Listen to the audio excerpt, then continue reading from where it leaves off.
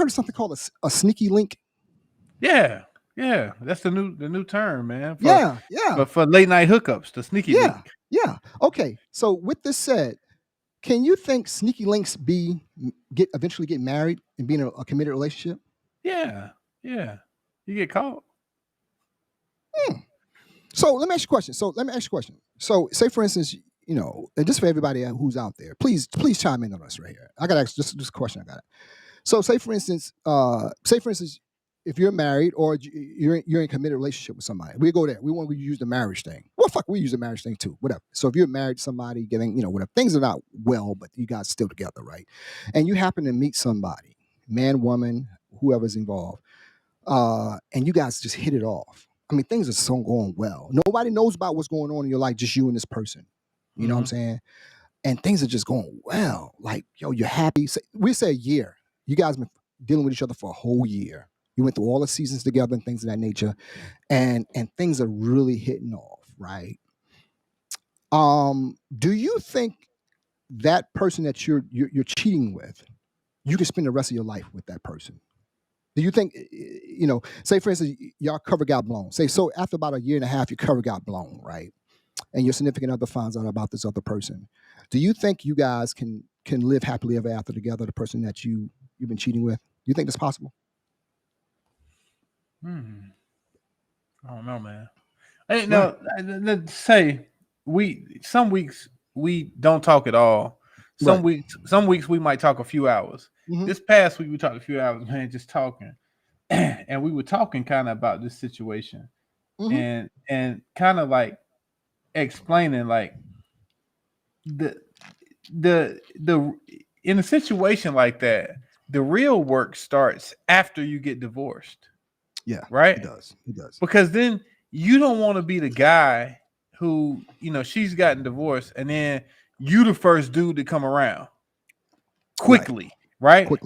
Because then the family and the kids and the people start, oh, this is the nigga, this is why she got divorced, because of him.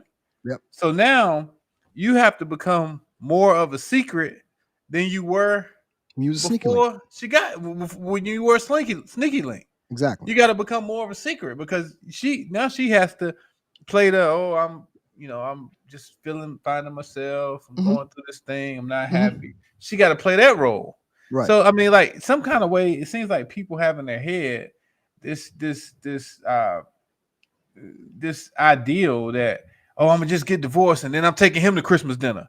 No, you can't do that. You can't do that. You can't do that. Like, if you don't give a fuck about what nobody thinks, you can do that, right? Well, no, not. It depends. If you have kids, like, no, you can't do that, man. Like, you have to. That's your question. But with that said, though, that's a smart way to look at it. That's a very intriguing way to look at it. But also, but what if that person, no matter how they came into your life, they came into your life wrong and all that and things like that. I get that, all of that. But what if that person is really truly making you happy? Should it matter? I think they got to secretly make you happy for a while. Yeah, I don't think you can just come out. I think the way that people are judgmental and in this society, I don't think you can. I think regardless of why you got divorced and if you hadn't, you hadn't done anything out of the ordinary and you guys have just been friends or blah blah blah. I don't think you can just bring a person just into the fold.